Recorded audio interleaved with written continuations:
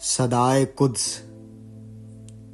یا اخی، میں نے صدیوں تلک تم کو آواز دی، ایک صدائے حزین چیخ بن کر خلاؤں میں پھرتی رہی، تم نہیں سن سکے۔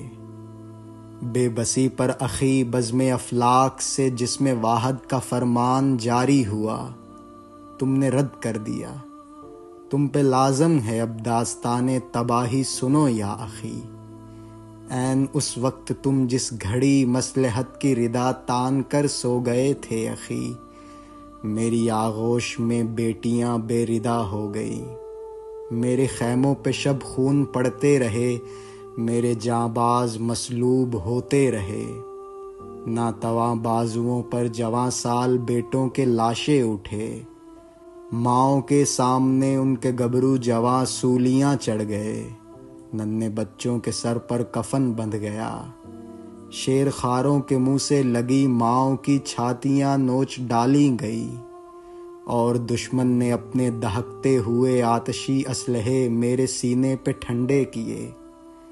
ہائے تم چپ رہے جب کبھی میرے سینے کو داغا گیا، بزم انسانیت میں چراغاں ہوا، اور امن و امان کے صحیفے کھلے کے کھلے رہ گئے۔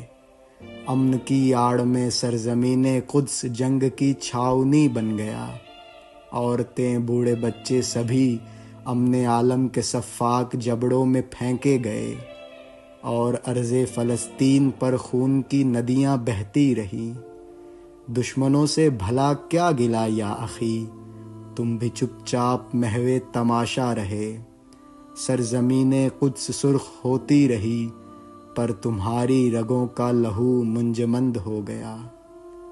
پھر جسے میرے خیموں سے اٹھتی ہوئی آگ تک بھی نہ پگھلا سکی، سانحہ ہے اخی، سانحہ ہے اخی۔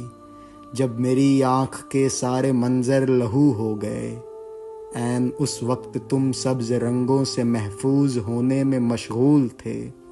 کب تلک یا اخی، کب تلک یا اخی، کب تلک کوئی جبر مسلسل سہے۔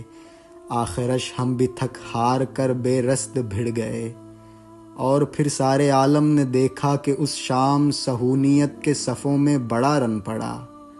یاد رکھنا مگر عالم ظلم سے تنہا لڑتے ہوئے میرے بچے اگر بچ گئے، تو تمہاری جبینوں پہ اپنے لہو سے لکھیں گے فسانے سبھی، مصلحت کے اخی، مصلحت کے اخی۔